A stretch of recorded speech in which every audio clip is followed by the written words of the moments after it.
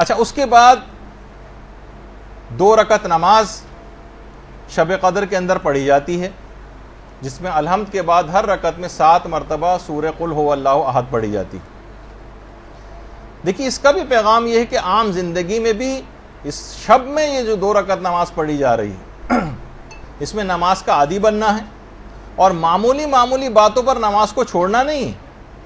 ذرا سا بیمار ہوئے نماز چھوڑ دی، کسی تقریب میں جانا پڑ گیا نماز چھوڑ دی، کسی پکنک پہ جانا پڑ گیا نماز چھوڑ دی، کوئی سفر درپیش ہو گیا سفر میں نماز نہیں پڑھ رہے۔ اور اس نماز کو نہ صرف پڑھنا ہے بلکہ بہتر بھی بنانا ہے، پڑھنا بھی ہے، بہتر بھی بنانا ہے، جس کے لیے ہمارے درسوں کی ایک سیریز چل بھی رہی ہے کہ نماز کو بہتر کیسے بنائیں۔ اچھا، مردوں کے لیے تو بہرحال پھر بھی مواقع ہیں، خواتین کو اتنے مواقع نہیں مل پاتے، لیکن مسلمانوں کی بہت سی روایات کے اندر ایک بات یہ بھی آئی ہے کہ شب قدر کا ایک حصہ ان لوگوں کو بھی مل جاتا ہے عام دنوں میں بھی، جو مغرب و عشاء کی نمازیں جماعت سے مسجد کے اندر جا کر پڑھتے ہیں۔ البتہ وہ افراد کہ جو بے نمازی ہیں یا گھنٹے دار قسم کے نمازی ہیں، وہ اس رات کی، کیونکہ اس سے پیغام ہی انہوں نے کوئی نہیں لیا، جو 2 رکعت نماز بھی پڑھی بس اس رات کی حد تک رہے، اس کو پھیلایا نہیں اس شب قدر کو تمام راتوں کے اوپر۔ تو کیا اس سے ہوتا ہے کہ اکثر لوگ یہاں پر رابطہ کرتے ہیں مدرسے میں کہ ہمارے والد تھے، 70 سال کی عمر تھی، 90 سال کی عمر تھی، اور پوری زندگی میں ایک نماز بھی نہیں پڑھی، ان کی نمازیں پڑھوانا۔ پھر جب ان کو بتاتے ہیں، ان کے روزوں کا وہ بتاتے ہیں سلسلہ کہ یہ، تو سوچتے ہیں کہ تو ہمیں پوری جائیداد ہی ابا کے لیے جو قربان کرنی پڑے گی۔ تو اولاد بھی پریشان ہو جاتی ہے کہ اتنے روزے اور ان کی اتنی نمازیں کیسے کروائیں۔ باقاعدہ جو کتاب ہدیہ مبلغین ہے، اس میں کتاب شناخت نماز کے حوالے سے ایک روایت کو نقل کیا گیا۔ وہ یہ ہے کہ ایک دفعہ ایک شخص پیغمبر اسلام کے پاس آیا، اللہم صلی علی محمد وعلی محمد،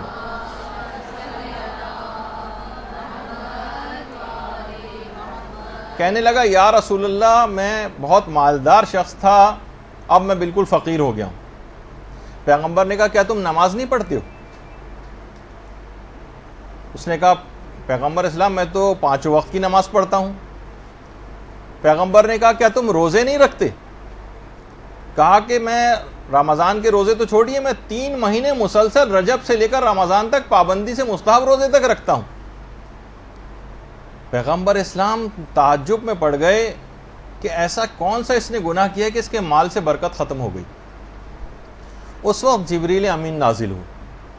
اور کہا کہ یا رسول اللہ، خدا درود و سلام آپ کے اوپر بھیجتا ہے، اللہم صلی علی محمد وعلی محمد،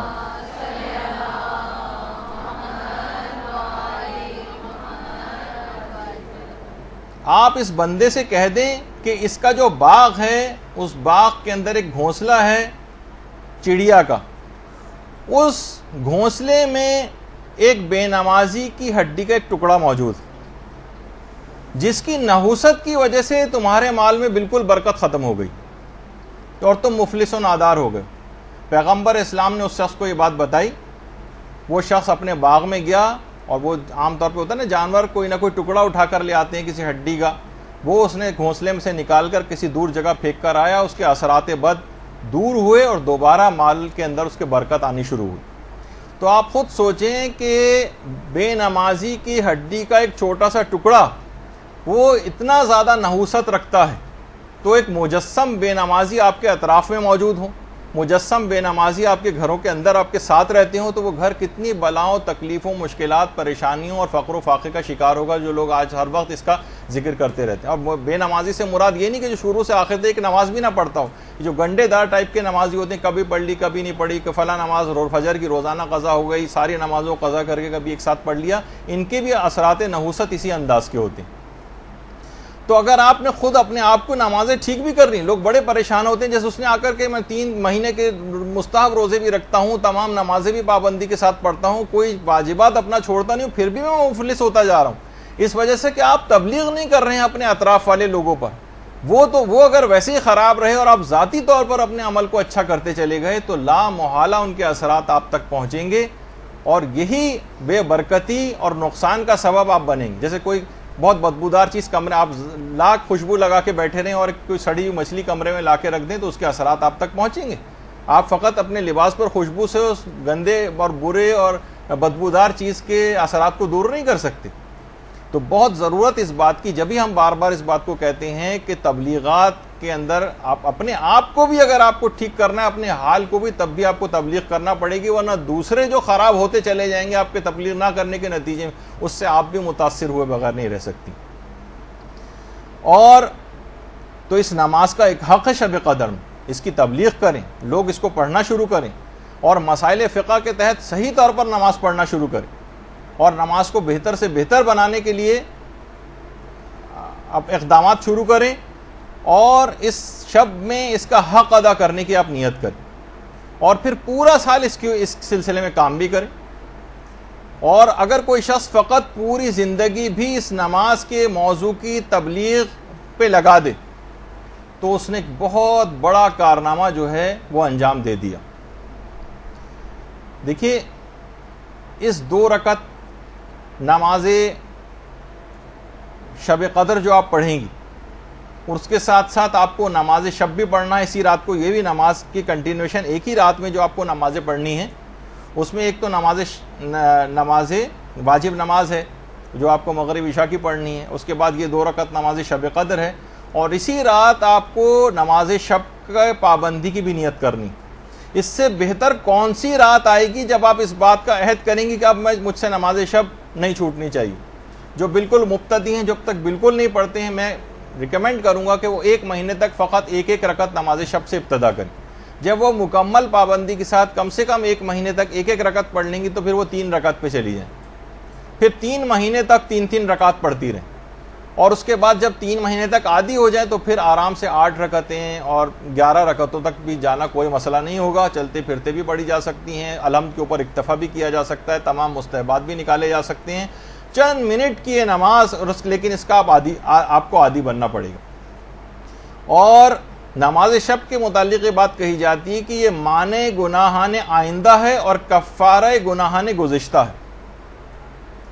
گزشتہ گناہوں کا کفارہ ہے اور آئندہ گناہوں سے بچانے والی چیز ہے.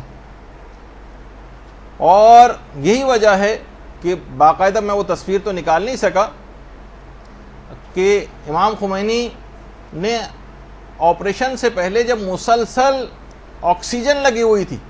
ایک تو یہ ہے آپ کے سامنے، اس کے بعد پھر ایک اور بھی ہے جس کی تصویر کا میرے پاس وقت نہیں تھا اس کو نکال سکوں، لیکن مسلسل ناک پہ آکسیجن لگی ہوئی تھی. اسی حالت میں امام خمینی نے اپنی واجب نمازیں، ظہر اثر کی نماز اس میں پڑھی تھی آپریشن سے پہلے، حتیٰ اسی آکسیجن لگی حالت میں نماز شب بھی ادا کی تھی. ورنہ جو اتنا کریٹیکلی ال پیشنٹ ہو اور بالکل ایکسپائر ہونے والا ہو اور اس کی جو صورتحال اس وقت ہوتی ہے کہ اس میں اپنے آپ کا اس کو ہوش نہیں ہوتا، اس میں بھی مستحب نمازیں حتیٰ کہ پوری 11 رکعت نماز شب آکسیجن لگے انہوں نے انجام دی. اللہم صلی علی محمد.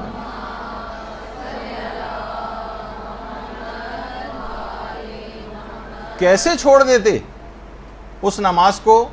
جس کے لیے ان شب قدروں میں عہد و پیمان کیا ہوا تھا؟ صاحب ارادہ تھے، ہماری طرح تو نہیں تھے کہ ذرا سی ہاتھ کے اوپر اگر ڈرپ لگ جائے تو ہم اس کو چھوڑ دیتے ہیں. امام خمینی کی حد تک تو ہے ہی بات، لیکن آیت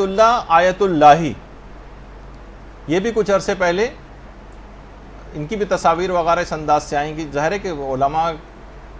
امام خمینی کی تو ایک الگ ہی شخصیت تھی کہ ان کو ایک چیز فلم بنائی جا رہی تھی ان کی، تاکہ ان کی شخصیت ایک رہبر کبیر ہونے کے حوالے سے تھی.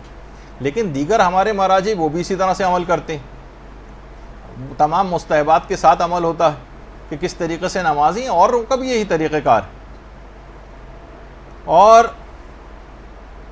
خود آپ دیکھیں کہ واقعی شب قدروں میں یہ جو اعمال ہیں اور جو نمازیں بھی ہیں، یہ خود یہ جو قوم آپ کے سامنے ہے جو تمام ظالموں سے اکیلی اور تنہا مقابلہ کر رہی ہے، وہ کس طرح سے ان کے اندر یہ کیفیت پیدا ہوئی. دیکھیں وہاں پہ جو بیمار ہیں، بیمار ہاسپٹلس کے اندر، اب کچھ تصاویر میں آپ کو دکھاؤں گا، اس سے ان لوگوں کا اندازہ ہوگا کہ کتنی ایمانی جذبہ اور اپنے آپ سے ان کا موازنہ کرتی جائیے گا کہ ہم معمولی سی چیزوں میں ڈرپ لگ گئی تو نمازیں چھوڑ دیتے ہیں، ہاتھوں میں کینیولا لگ گیا نمازیں چھوڑ دیتے ہیں، اسپتال میں داخل ہونا پڑ گیا، مریض تو چھوڑیے لواحقین تک نماز چھوڑ دیتے ہیں کہ کیسے یہاں پر نجاست ہے اور فلاں ہے اور کیا چیز ہے. اب آپ دیکھیے ان لوگوں کی حالت. کہ وہاں پہ اعمال شب قدر کے لیے مریض تک بستر پہ لیٹ کر اعمال شب قدر جو ہے وہ انجام دے رہے ہیں. جو لواحقین ان کے ساتھ بیٹھے ہیں بجائے کہ فضولیات وقت ضائع کرنے کے ٹی وی دیکھنے کے وہ اس کے اندر مشغول ہیں. آپ خود سوچیں کہ ایمانی یعنی کسی بھی جگہ ہونا معنی نہیں ان کے لیے ہوتا ہے کہ وہ جو ہے اس رات کو عبادت جو ہے وہ انجام نہ دیں. حتیٰ کہ جو اتنے قریب المرگ ہیں ان تک کو جو ہے عمل قرآن وغیرہ کروایا جا رہا ہے، اہمیت سے آگاہ ہیں. اور خود پیرامیڈیکل اسٹاف اور ڈاکٹر حضرات بھی بیٹھ کے کرتے ہیں اعمال اسی طریقے سے. یا جو جہاز میں ہیں اور شب قدر گزارنی پڑ رہی ہے تو باقاعدہ ایک کونے میں بیٹھ کے لوگ باقاعدہ اپنے اعمال شب قدر تک انجام جو ہے وہ دیتے ہیں. یہ نہیں سوچتے کہ ہم تو سفر میں ہیں. مثلا جو لواحقین ہیں مریضوں کے، وہ مریضوں کے لیے بھی اور وہیں پہ بیٹھ کر اپنی جو ہے عبادتوں کو جو ہے وہ انجام دے رہے ہیں. کتنی خواتین اس طرح سے ہیں بالکل قریب المرگ عزیز ان کے موجود ہیں، ان کے جو سرہانے جو ہے وہ بیٹھی ہوئی خواتین ہیں. خود مریض حضرات بھی یہ دیکھیے کہ باقاعدہ، ظاہر ہے کہ سب مریض تو اس طرح سے اسپتال میں نہیں ہوتے نا کہ کچھ بھی نہ کر سکیں، وہ بات بھی کر سکتے ہیں، کچھ چیز پڑھ بھی سکتے ہیں، تو وہ کیوں اپنے وقت کو جو ضائع کریں، وہ اس کو اس طور پر کام میں لے کر آتے ہیں. تو یہاں پہ بھی جو مریض ہیں ان کو کوشش کرنی چاہیے، ان کو چیزیں پڑھ سکتے ہو تو آپ پڑھنے کو ان کو چیزیں دیں. اور جو لواحقین ہیں وہ بھی وہیں بیٹھ کر مریض کی صحت یابی کی، حتیٰ کہ جو بالکل مرض موت میں بس اب انتقال ہوا کہ تب انتقال ہو، ان کو بھی عمل قرآن وغیرہ وہاں پر کروائے جاتے ہیں اور ان کی طرف سے لوگ جو ہے وہ کرتے ہیں. اور ہمارے ہاں ہمیں بالکل برخلاف، ہمیں ایک جگہ بھی کہیں ایسا نظر نہیں آتا. آپ سروے کر کے دیکھ لیجیے شب قدروں میں کسی بھی اسپتال میں جا کے کیا ہوتا. مریض خود اپنے بستروں میں بیٹھ کر وہ جو کھانے کی جو ایک ٹیبل ہوتی ہے اس پہ رکھ کر قبلہ رخ ہو کر، اگر قبلہ جو ہے وہ بالکل ان کے پشت کی طرف ہے بیڈ کی، تو وہ پورا مڑ کر اور کوشش کرتے ہیں کہ ہم ان اعمال کو اس رات کے اندر جو ہے انجام دیں. جو ریسیپشنسٹ ہوتے ہیں، جو کچھ ہوتے ہیں، وہیں پہ بیٹھ کر جتنا ممکن ہو ان کے لیے دعائیں وغیرہ پڑھنا، وہ دعائیں پڑھتے ہیں. بہت سی خواتین اس طرح انداز کی ہیں اور بہت سے مریض کے آکسیجن لگی ہوئی ہے، لیکن پھر بھی اس رات کو بہترین طریقے سے گزارنے والا ایک عمل جو ہے وہ انجام دیا جاتا ہے. بس آپ کو دکھانے کے حوالے تک ایک تشویق ہو، ایک ترغیب ہو اور معنی نہ سمجھا جائے. مریضوں کو بھی یہ تمام چیزیں وہاں پر مہیا کریں، جو کر سکتے ہیں وہ خود کریں، ورنہ ان کے لواحقین اس کو انجام دیں. برحمتك يا أرحم الراحمين وصلى الله على محمد وآله الطاهرين.